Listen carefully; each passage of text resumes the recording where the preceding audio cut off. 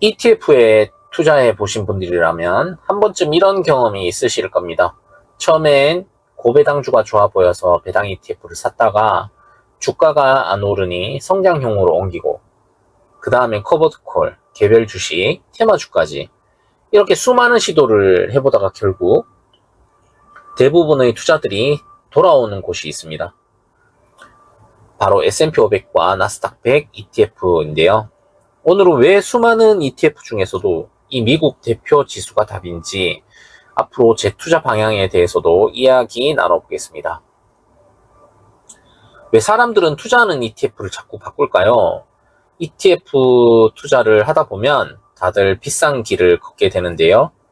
처음엔 수익률 높은 상품을 찾아다니고, 그 다음엔 배당을 많이 주는 ETF로 옮기고, 또 한동안 유행하는 테마형 ETF를 쫓기도 하죠.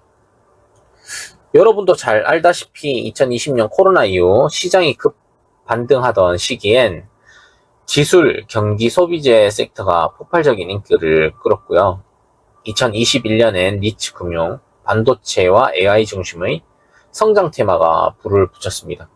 그런데 그 다음 2022년에는 금리가 급격하게 오르면서 그동안 가열됐던 성장 ETF들이 줄줄이 무너졌죠. 반면 이때 에너지 섹터는 유가 급등에 힘입어 정말 크게 올랐고, 사람들은 또 기술주를 팔고 많이 오르는 섹터로 갈아탔습니다.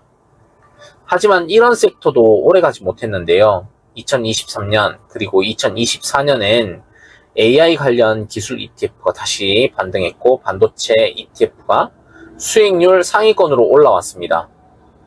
이렇게 시장의 주도주는 끊임없이 바뀝니다.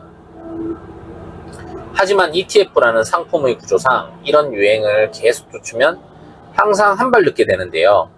왜냐하면 수익률이 가장 좋아 보일 때는 이미 그 기대가 가격에 다 반영되어 있기 때문입니다. 뉴스에서 요즘 대세다 하는 순간이 온다면 사실은 사이클의 후반부인 경우가 많습니다. 그러다 보니 ETF를 갈아탈 때마다 비싸게 사고 싸게 파는 패턴이 반복됩니다. 시장의 유행을 쫓는 투자자는 결국 시장을 이길 수가 없고요. 시장 전체의 성장에 묻어가는 게 가장 단순하면서도 가장 확실한 길입니다. 결국 S&P 500과 나스닥 100이 답인 이유 첫 번째는 기업의 이익 성장률이 장기 복리의 핵심이기 때문입니다. 주식시장은 단기적으로 금리나 정책 뉴스에 흔들리지만 결국 장기적으로 기업의 이익 성장률에 수렴하게 되어 있습니다. 지난 30년 동안 S&P 500 기업들의 순이익은 해마다 들쑥날쑥 하긴 했지만 장기 평균으로 보면 연평균 8% 수준으로 꾸준히 성장을 해왔습니다. 이익은 매년 조금씩 커지고 거기에 배당 재투자와 밸류에이션 변화가 더해지면 지수의 장기 평균 수익률은 연 약 9%에서 10% 수준으로 만들어집니다. 실제로 미국 주식 시장의 장기 수익률은 이익의 성장, 밸류에이션의 변화, 배당 수익률 이 세 가지 요인으로 설명되는데요. 즉 기업들이 실제로 돈을 벌어야 지수가 성장을 하고 그 이익이 주가에 반영되면서 장기 수익이 눈덩이처럼 커지게 됩니다. 이걸 바로 복리 효과라고 하죠. 반면 테마형 ETF는 대부분의 이익이 아니라 기대감을 반영합니다. 예를 들어 기술 개발에 성공할 것 같다는 기대만으로 주가가 빠르게 오르지만 막상 실적이나 그 기대를 따라가지 못한다면 밸류에이션이 무너지고 수익률이 순식간에 마이너스로 바뀝니다. S&P 500과 같은 미국 경제 그 자체에 투자하는 것이 근본적인 해답이 될 수 있습니다.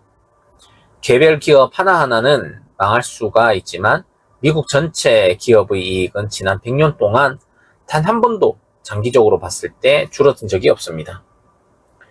결국 이 두 지수가 답인 이유 세 번째는 알아서 리밸런싱이 되는 점입니다. 혁신 기업이 성장하면 자연스럽게 이 지수 안으로 편입되고요. 경쟁력이 떨어진 기업은 퇴출되어 빠져나갑니다. 또한 이 두 지수는 시가총액 가중 방식으로 구성이 되어 있는데요. 날아가는 기업은 자동으로 비중이 커지고 부진한 기업은 자연스럽게 비중이 줄거나 탈락하게 됩니다. 즉 별도의 운용 판단 없이도 알아서 스스로 혁신 기업을 추려내는 구조입니다. 이러한 지수 구성의 유연성은 액티브 펀드 매니저가 하는 리서치와 판단의 역할을 지수 자체가 시장의 힘으로 수행하게 만듭니다. 우리는 이 구조에 탑승하는 것만으로도 사상 최고의 혁신 기업들에 자동으로 투자하게 되는 셈입니다.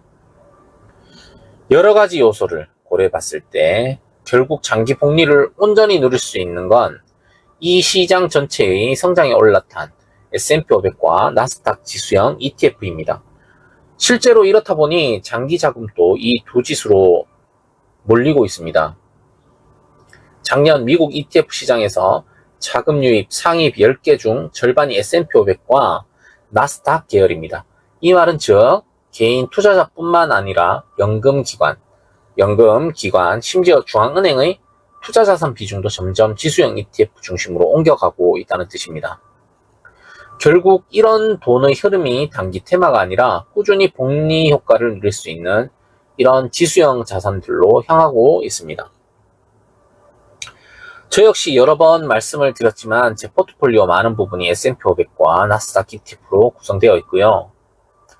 투자 솔루션 첫 번째에서 절세 계좌를 활용하는 것입니다.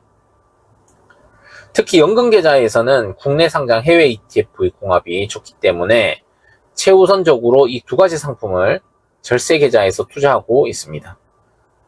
투자 솔루션 두 번째는 습관화된 적립식 매수.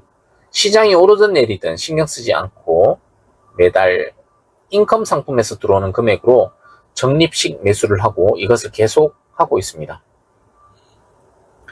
단기적으로는 특정 테마 ETF가 더 좋아 보일 수 있지만 들어가는 비용, 나의 에너지, 스트레스 등 여러 가지를 고려한다면 이 미국 대표 지수 ETF만 한 개 없습니다.